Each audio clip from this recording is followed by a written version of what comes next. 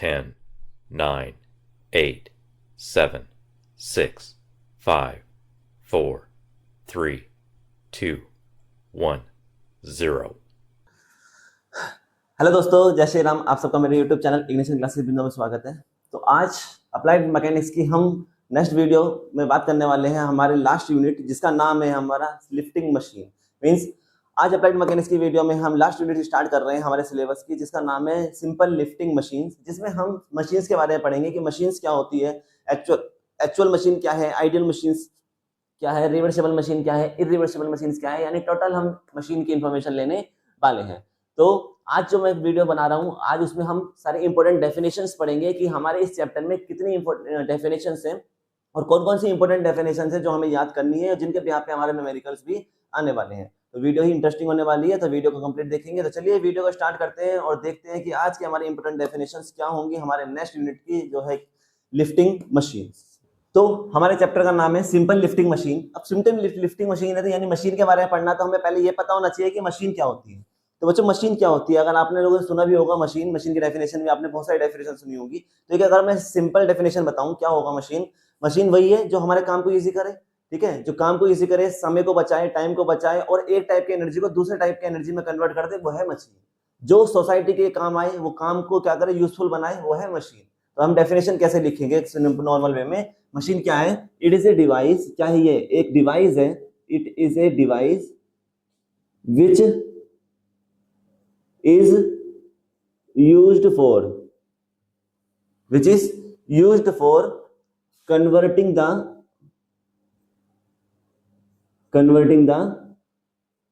one types of energy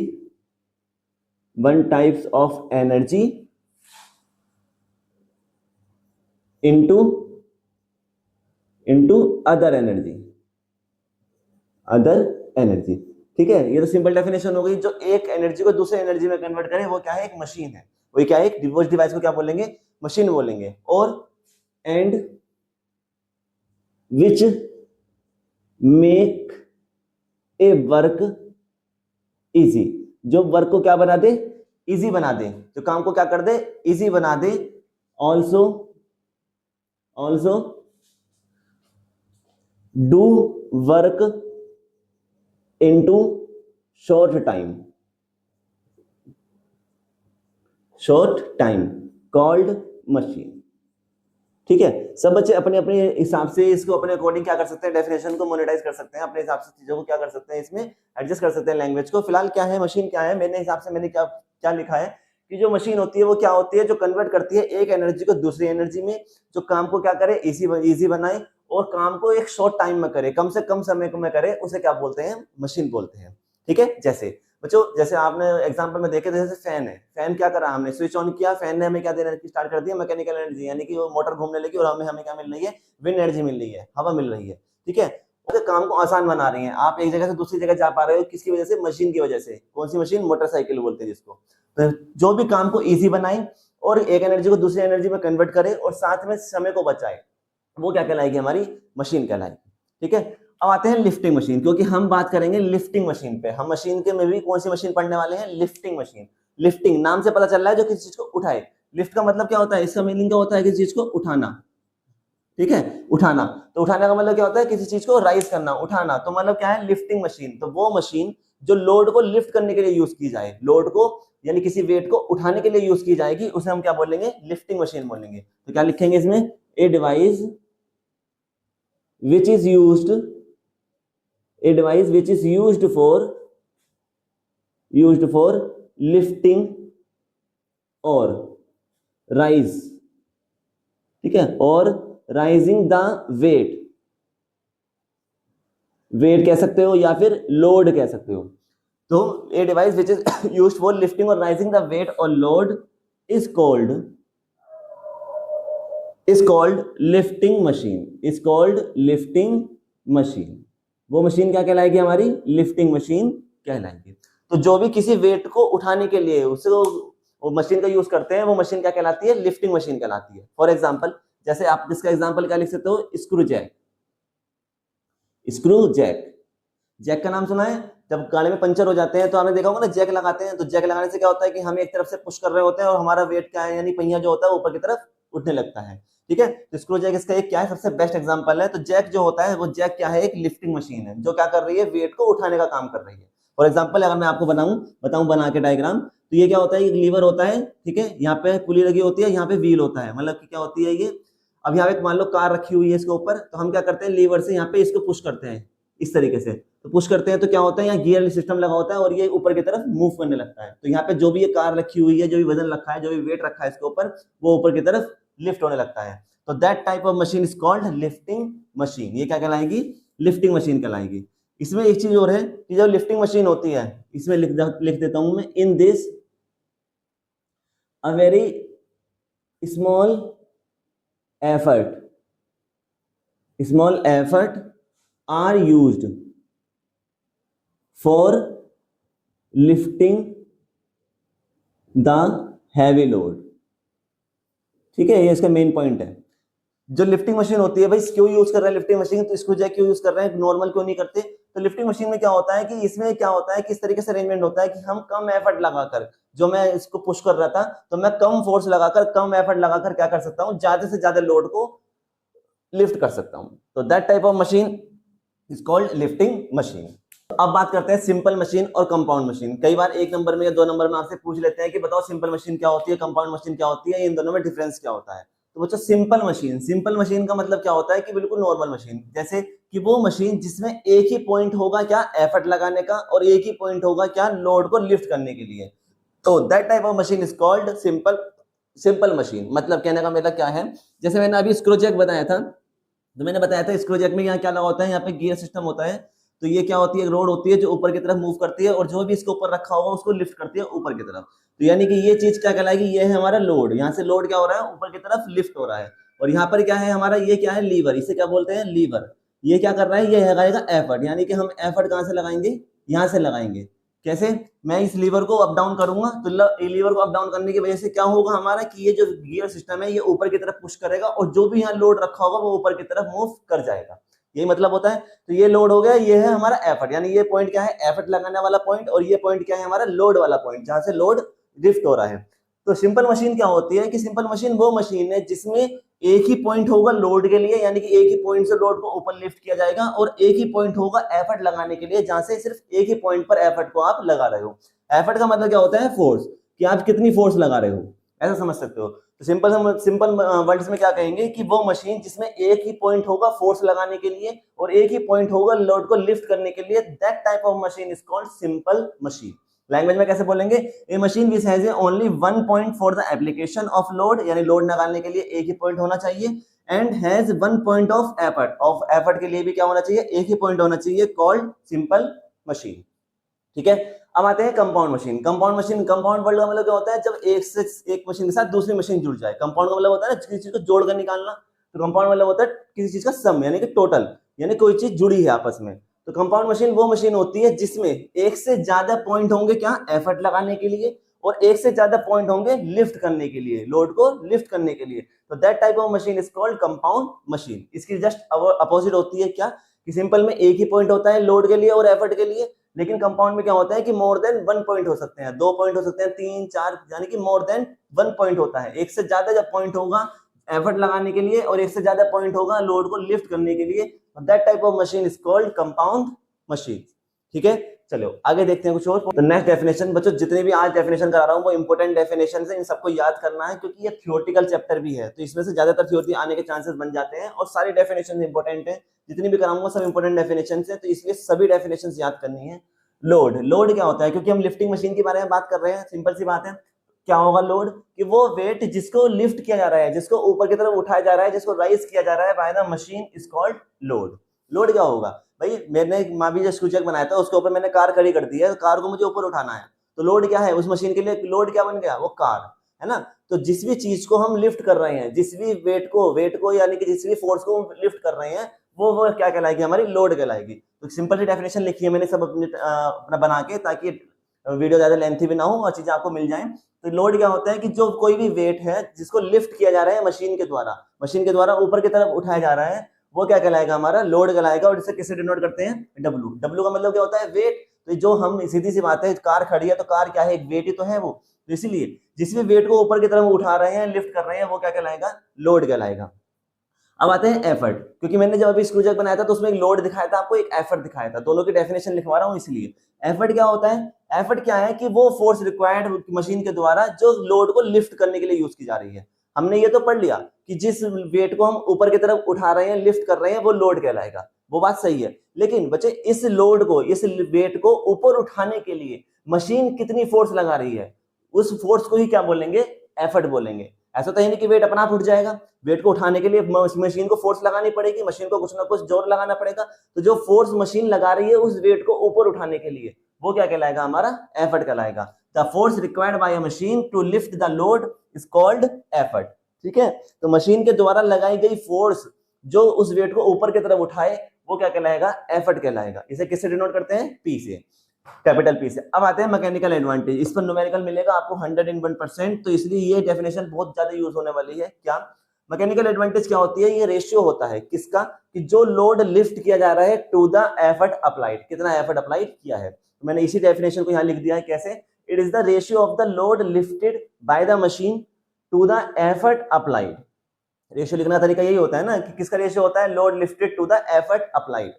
तो क्या होता है, मतलब कितना लोड लिफ्ट किया जा रहा है और कितना एफर्ट अप्लाई किया जा रहा है उस लोड को लिफ्ट करने के लिए, इन दोनों के रेशियो को हम क्या बोलते हैं, मैकेनिकल एडवांटेज बोलते हैं। इसी तरीके से डेफिनेशन पूछेंगे कि बताओ what is, do you understand by mechanical advantage, तो आपको यही लिख के आना है कि it is the ratio of load lifted by the machine to the effort applied by the machine and it is written by m dot a, short form में लिखा हुआ आएगा m डॉट a डॉट। तो समझ जाना क्या होगा ये मैकेनिकल एडवांटेज, इसको इस तरीके से लिख सकते हैं।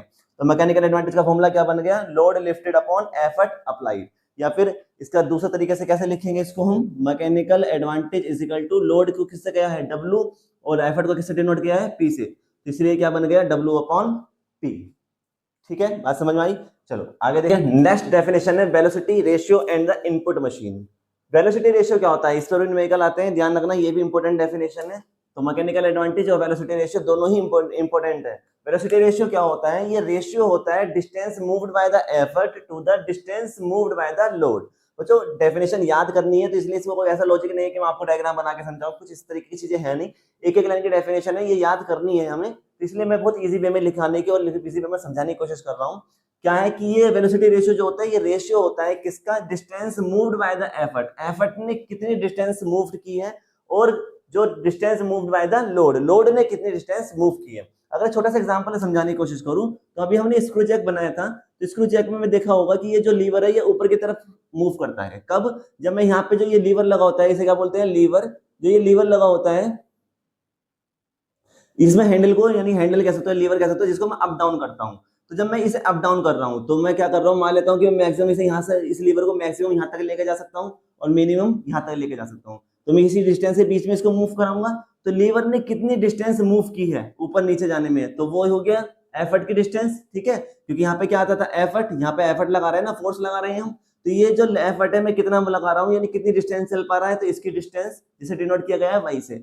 इसी तरीके से जब मैं एफर्ट लगा रहा हूं, तो ये जो यहाँ पे जो गियर सिस्टम लगा होगा, तो ये ऊपर की तरफ मूव करेगा, ताकि यहाँ पे जो वेट रखा हुआ है ये ऊपर की तरफ मूव करे।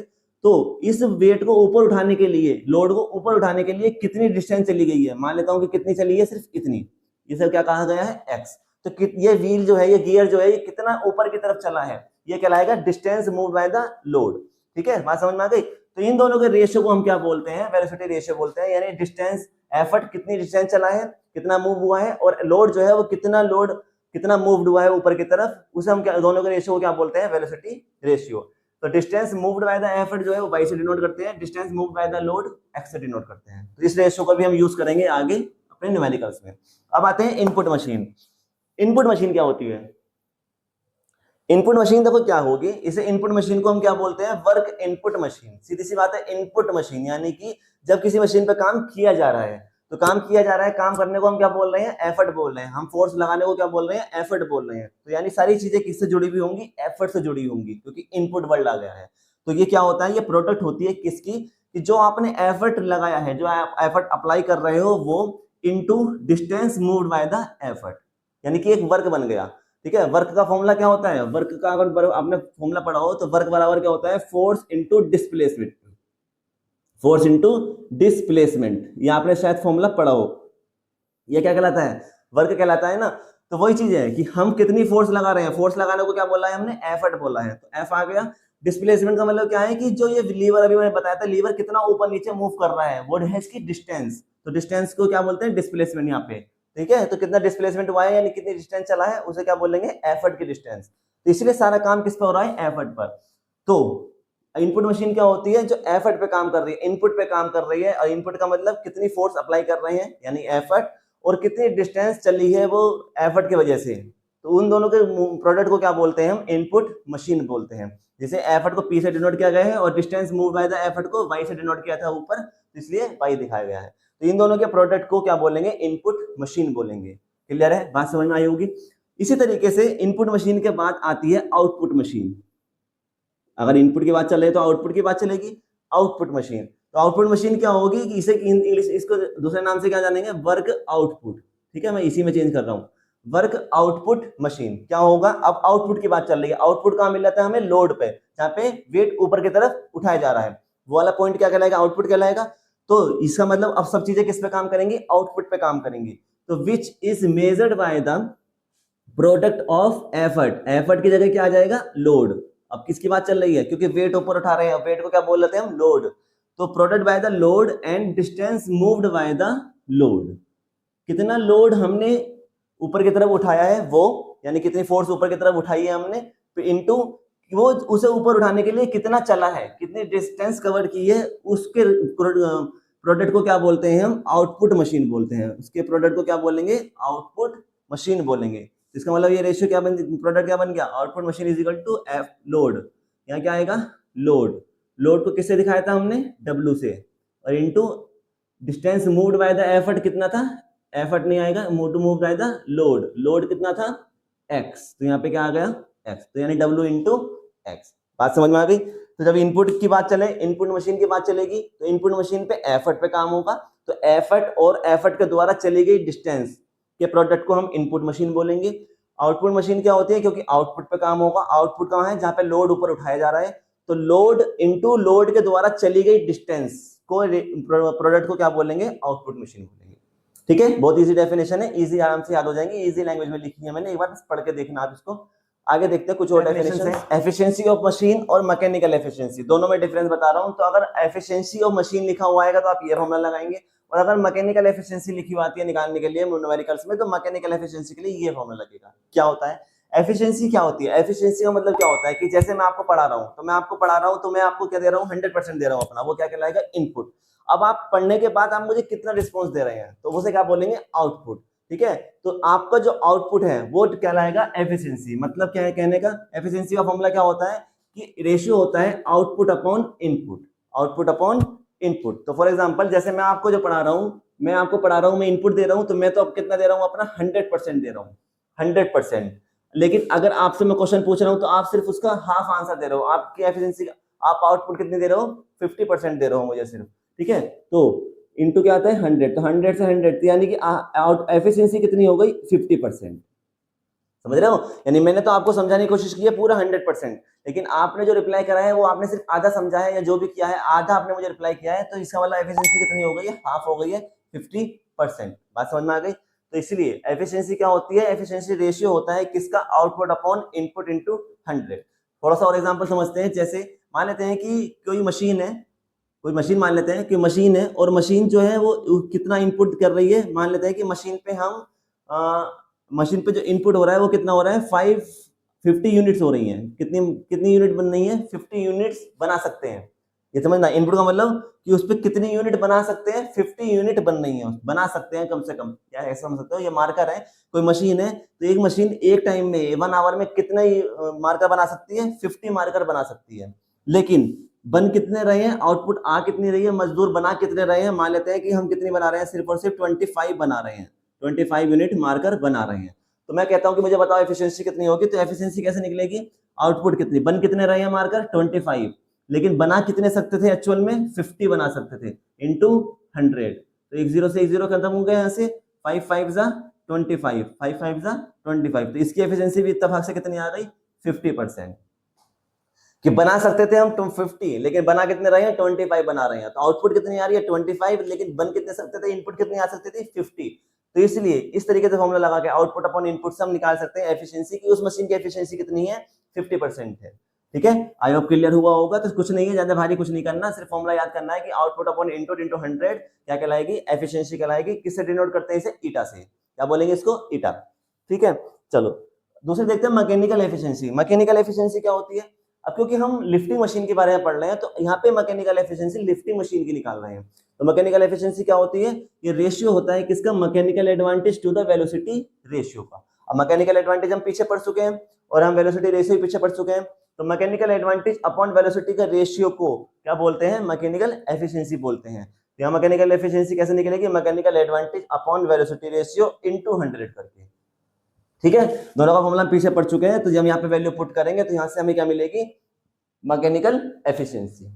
ठीक है, नई डेफिनेशन क्या है, आइडल मशीन और एक्चुअल मशीन। बच्चों इसमें डिफरेंस आता है कई बार, तो इसलिए ये इंपॉर्टेंट है कि आइडल मशीन और एक्चुअल मशीन में डिफरेंस बताओ।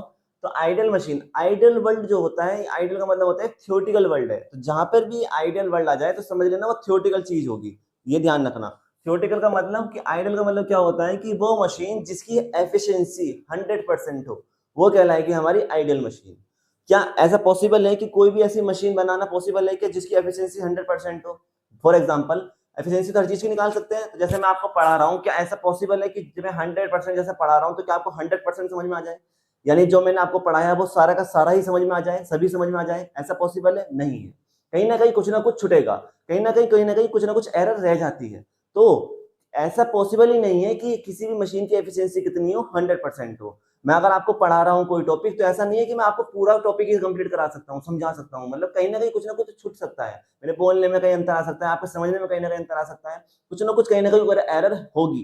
तो ऐसा कोई पॉसिबिलिटी नहीं है कि कोई ऐसी मशीन बनाई जाए जिसकी एफिशिएंसी कैसी हो, 100% हो। तो इसलिए उस मशीन को जिसकी एफिशिएंसी 100% होती है, उस मशीन को बोलते हैं आइडियल मशीन। इसलिए मैंने यूज किया एक वर्ड, आइडियल क्या होता है, थियोरेटिकल। यानी ये कौन सी मशीन है, वो थियोरेटिकल मशीन है। जैसे हम अनुमान लगा लेते हैं ना कि मेरा घर, तो मेरे मैं कहूँ कि जैसे कि मुझे घर से कोई कुछ सामान खरीदना है मार्केट में, तो मैं कह देता हूँ ना कि शायद वो इतने रुपए किलो होगा, तो मैंने एक अनुमान लगा लिया। लेकिन जब मैं मार्केट जाता हूँ एक्चुअल में वो उसका रेट कुछ और मिलता है। बात समझ रहे हो? तो मैंने क्या है, जो अनुमान लगाते हैं, जो एक हम फोरकास्टिंग करते हैं, एक अनुमान लगा देते हैं, तो वो मशीन जो कहलाती है आइडियल मशीन, थियोरेटिकल मशीन है। यानी कि ये आइडल वर्ल्ड जो होता है ये थियोरेटिकल होता है, जो सिर्फ और सिर्फ एक अनुमान के बेस पे किया जाता है कि हाँ किसी चीज की एफिशिएंसी कितनी हो सकती है, 100% हो सकती है। तो क्या बोलेंगे आइडल मशीन क्या होती है? Ideal machine is that machine which has no friction. अब क्योंकि मशीन है, सीधी सी बात है, तो मशीन मूव कर रही होगी तो दो पार्ट आपस में मूव कर रहे होंगे, और जब भी दो सरफेस आपस में कांटेक्ट में आती है तो उनके बीच में क्या जनरेट होता है, फ्रिक्शन जनरेट होता है। ये हम पढ़ चुके हैं। तो अगर कोई भी मशीन जब मूव करती है, जो आपस में क्या होता है, कांटेक्ट में आते हैं, तो फ्रिक्शन जनरेट होता है। फ्रिक्शन की वजह से क्या होता है, कुछ ना कुछ फोर्स लॉस होती है, कोई एफर्ट लॉस होता है। लेकिन अगर किसी मशीन की एफिशिएंसी 100% आ रही है, तो इसका मतलब उसके बीच में कोई लॉस ही नहीं हो रहा है, कोई फोर्स लॉस नहीं हो रही है, कोई एनर्जी लॉस नहीं हो रही है। एनर्जी लॉस नहीं हो रही है तो इसका मतलब फ्रिक्शन भी नहीं हो रहा है। तो इसलिए कह देते हैं कि आइडियल मशीन क्या होती है, वो मशीन होती है जिसमें कोई फ्रिक्शन नहीं होता है, फ्रिक्शन लेस होती है। और फ्रिक्शन लेस होने की वजह से क्या हो जाती है, इसकी एफिशिएंसी कितनी हो जाती है, 100% हो जाती है। तो वो मशीन जो फ्रिक्शन लेस हो और एफिशिएंसी 100% हो, that machine is called ideal machine. अब फॉर्मूला पढ़ा था हमने एफिशिएंसी का भी, एफिशिएंसी ऑफ मशीन का क्या था, आउटपुट अपॉन इनपुट। अब मैं कहूँ कि 100% कब आएगी, 100% का मतलब कब आएगा कि ईटा बराबर आउटपुट अगर मैं 1 रखता हूँ, इनपुट भी कितना रखता हूँ, 1 रखता हूँ, इंटू 100, तो 1 से 1 कैंसिल, इसका मतलब ईटा बराबर कितना आ गया, 100% आ गई एफिशिएंसी 100%। कब आई, जब मैंने आउटपुट जितनी रखी, इनपुट जितनी रखी है उतनी ही आउटपुट रखी है। तो इसीलिए यहां से मैंने लिख दिया है कि एफिशिएंसी 100% है, उसके लिए क्या होगा, आउटपुट और इनपुट दोनों क्या हो जाएंगे, बराबर। जब ये दोनों इक्वल होंगे तभी तो आपस में कैंसिल होकर 1 आ जाएगा, 1 आ गया तो इसका मतलब 100% एफिशिएंसी। बात समझ में आ गई? तो एफिशिएंसी बस इतना ध्यान रखना, आइडियल मशीन क्या होती है कि एक फ्रिक्शनलेस मशीन होती है, और वो मशीन जिसकी एफिशिएंसी 100% हो उसे हम क्या बोलेंगे, आइडियल मशीन बोलेंगे। और आइडियल मशीन के लिए आउटपुट और इनपुट दोनों क्या होते हैं, बराबर होते हैं। अगर आइडल हमारे पास प्रैक्टिकली नहीं है, ये थियोरेटिकल है, तो प्रैक्टिकल मशीन को क्या बोलते हैं, एक्चुअल मशीन बोलते हैं।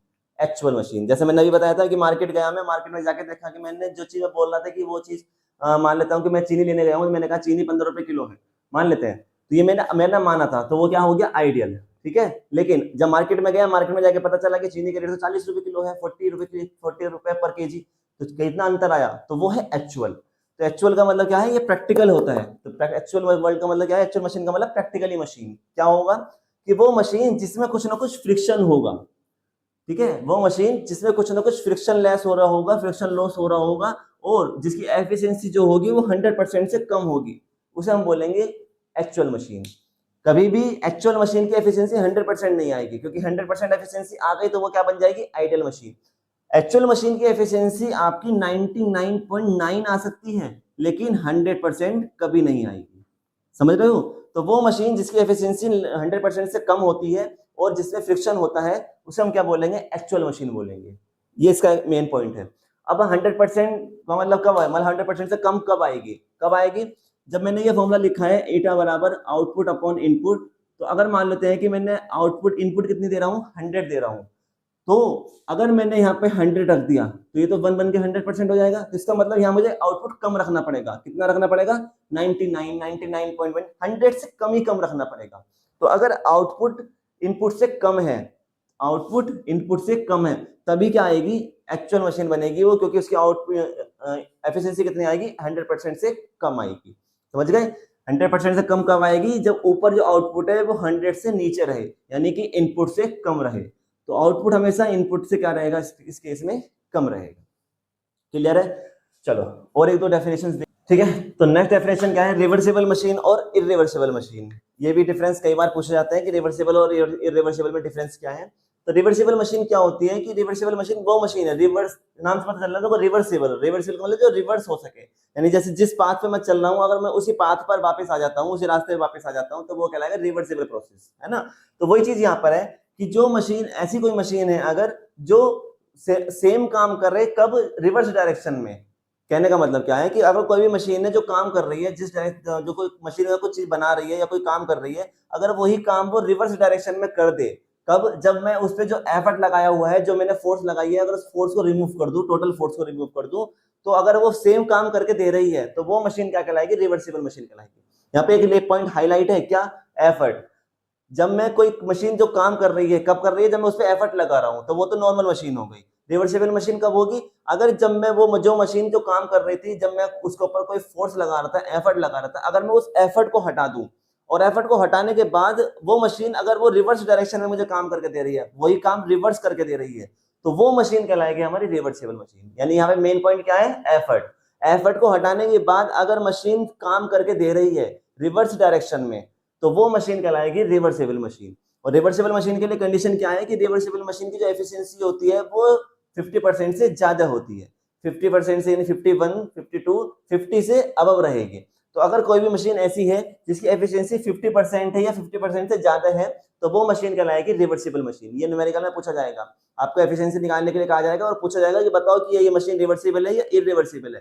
तो अगर फॉर्मूला लगाने के बाद एफिशिएंसी हमारी 50% आती है या 50% से ज्यादा आती है, तो वो मशीन हम लिख पाएंगे कि that machine is called reversible machine because the efficiency is greater than 50%।